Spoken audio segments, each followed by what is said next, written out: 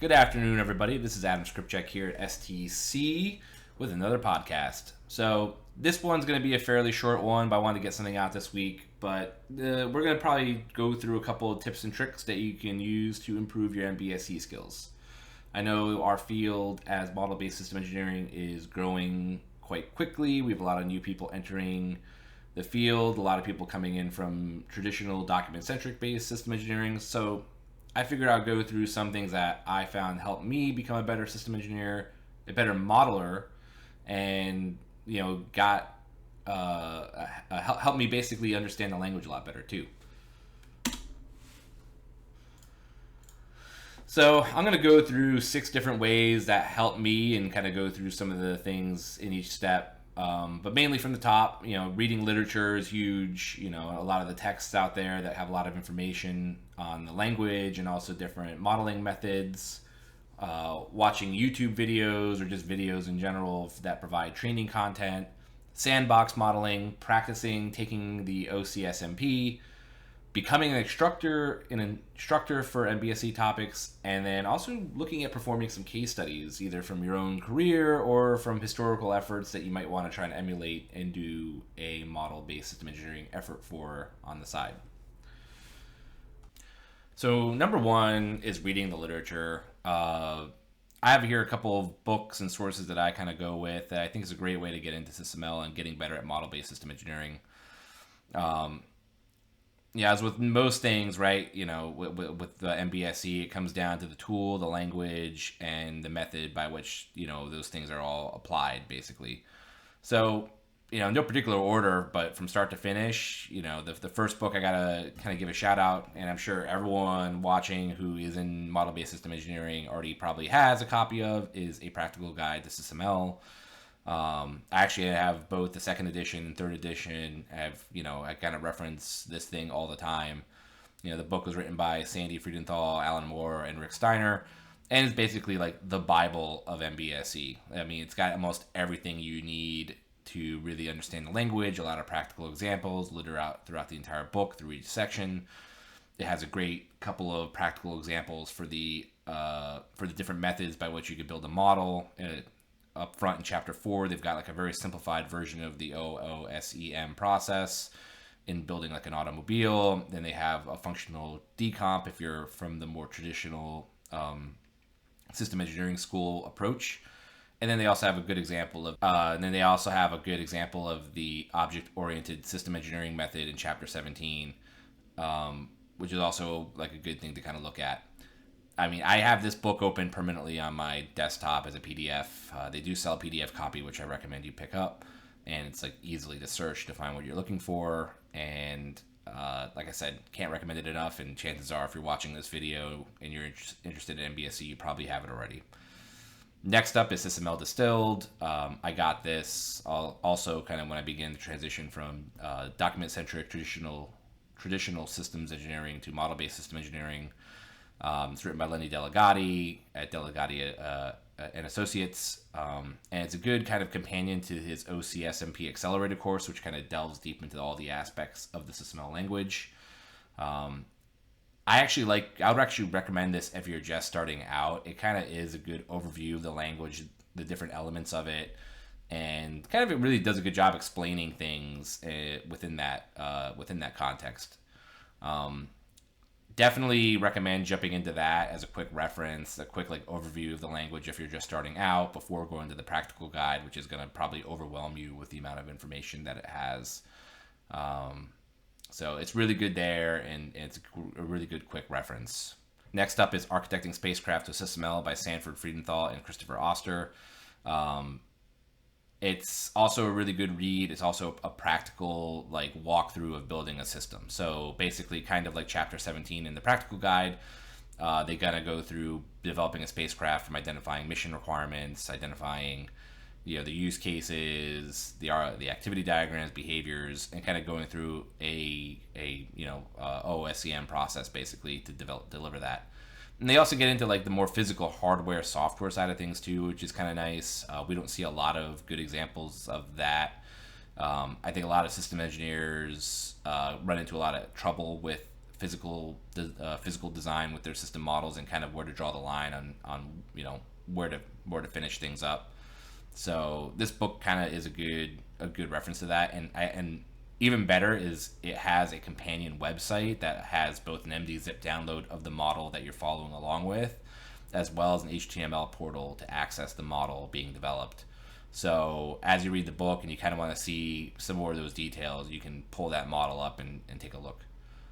And then the other book I really recommend is Writing Effective Use Cases by Alistair Coburn.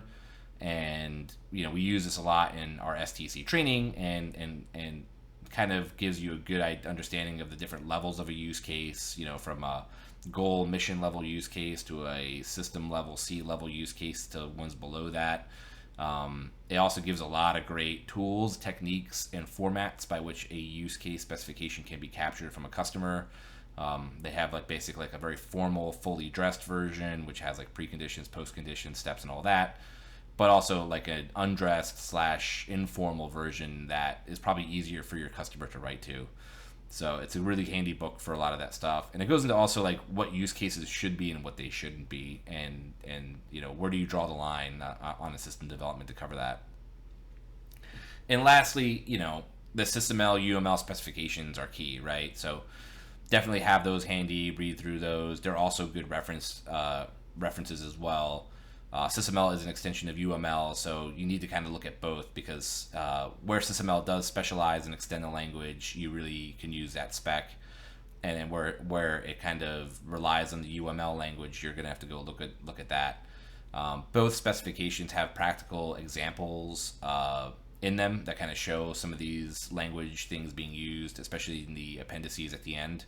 So it's good to look at that and read through it. So also handy companions, and I think they really do help. So there are also other publications out there, other books, blogs, things like that. But I think for now, this is the kind of list I kind of use and I would recommend.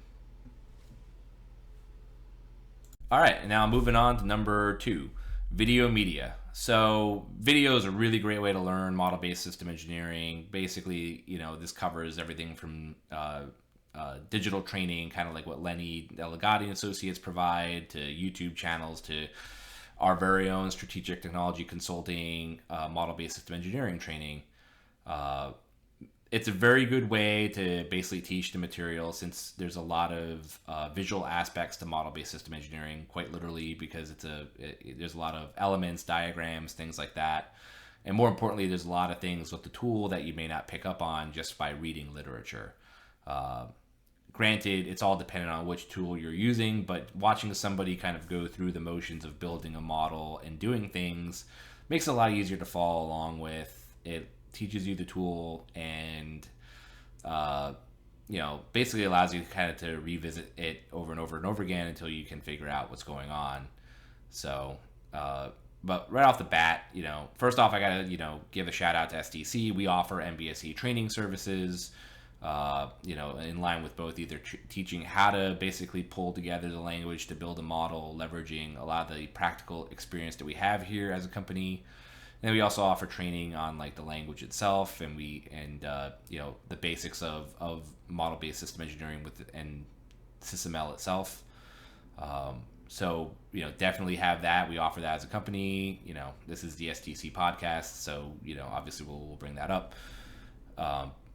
We also have YouTube, which is a great source of knowledge for a lot of model-based system engineering and SysML techniques.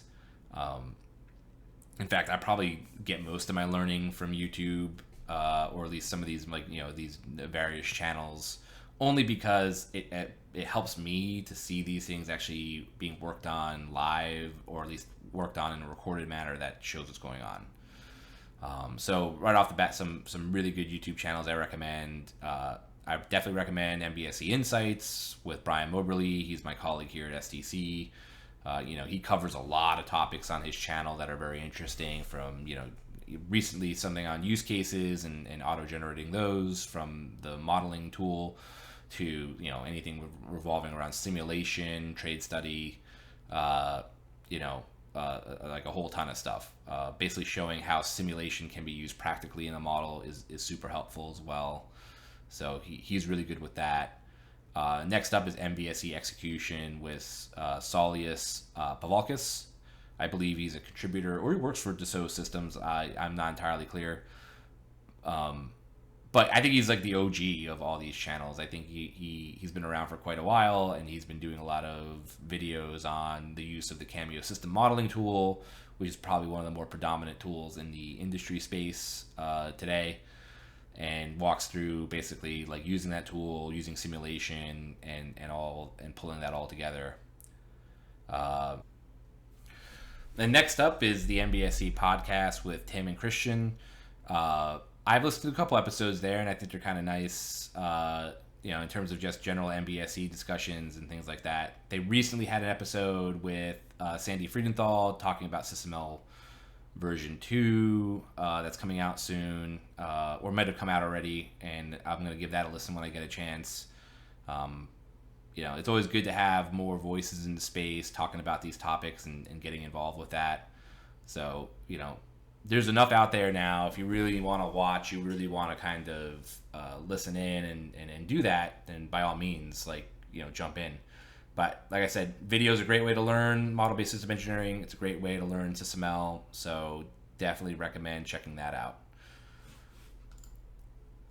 Moving on to number 3 is Sandbox Modeling. I think if you're ever going to become a better system engineer, a better modeler, this is the only way you really do it. All that stuff that you read, all the stuff that you basically see on YouTube videos or in various training videos, things like that, all means nothing until you reinforce it practically, and do so usually working on your own models on your own time. You may work on a number of different projects, but depending on when you come onto that project, depending on where that project is in the life cycle, you may not actually get to use certain aspects of model-based system engineering because they either may be past a certain point, or they may not be at a certain point. So a good example would be like jumping onto a program maybe like a year in, like all the use case discovery has been done, all the use case specification work's been done, the logical modeling is done, a lot of the requirements work up front for the system black box is done, and you're not, like, if that's your main source of experience, then you may not get to work on use cases or any of those things. So and then maybe if you're on that program for a while and it's taken a while to get to development of test cases, you may never get to work on developing test cases. So really, this is the only way to get better. It's to practice, it's to work on your own time, work on your own models, and just try things out, like things that you pick up, things that you learn as you learn your the system engineering method of choice. Apply it, beta test it, make sure you get an understanding of how things work, how the elements of the model are connected, and just really understand it. And I can't really talk more, I can't really say more than that. It's how you do it, right? You just practice what you learn. So what is nice about sandbox modeling is you get to choose the models you build, so you can have some fun with it. So you can figure out and say, hey, well, would the system model for the USS Enterprise NCC 1701 look like, and how would they actually build a USS Enterprise if they had model-based systems engineering? I can go on a whole podcast on how basically all the engineers in Star Trek are probably all systems engineers because they seem to know everything about every system. But I digress. Moving on to number 4, practicing for and taking the OCSMP Certs. The certifications are provided by Object Management Group, OMG, and they also handle the testing and things like that, and the requirements there. OMG also manages the specification for the language, which explains why you can get certified through them.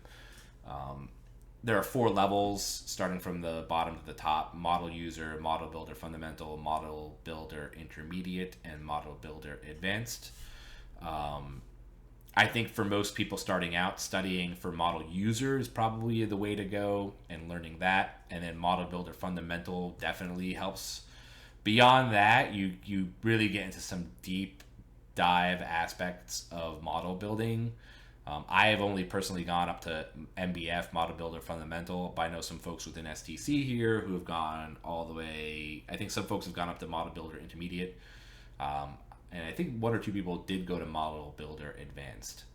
Um, Definitely a good challenge. And like any exam, like any certification, it just forces you to study and learn things, which is the whole point. And it also really helps you really understand the different aspects of like the SysML language and modeling. So I remember state machines and run to completion was a big thing, and the model user exam and just learning basically how that worked made a lot more sense after taking the exam for the certification. The only caveat with OMG certifications and the OCSMP is unfortunately they're all based on SysML version 1.2. I don't know why they haven't really updated the exams and all that stuff. I don't know why they're still kind of stuck.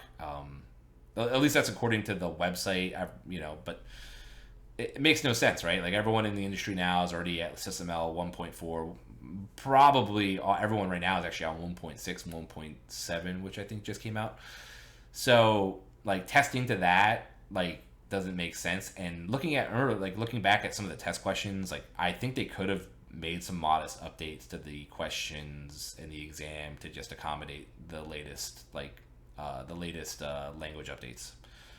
I think that helps keep it relevant and makes it a little bit more valuable for people starting out today. But that doesn't mean that some of those lessons aren't not helpful. I remember the provided and required ports symbols and learning those for this exam actually helped me understand what provided and required meant for operations and receptions and things like that. I thought the original symbology for it, the little ball and socket thing, was kind of helpful to really kind of visualize that. I understand why now it's gone, and how ports have evolved over time with the language. But I thought it was kind of neat to learn that. Number 5, becoming an instructor. Learning by teaching is a method by which students learn materials and prepare lessons to teach it to other students. Basically, in short, like as you learn something, the best way to reinforce learning it is to turn around and teach it. Simple as that. STC offers an MBSE education program. We offer a number of educational products for model-based systems engineering, and I participate in some of those trainings as well as other employees here at STC. A lot of us teach from a lot of our practical experience with model-based systems engineering and our understanding of the language.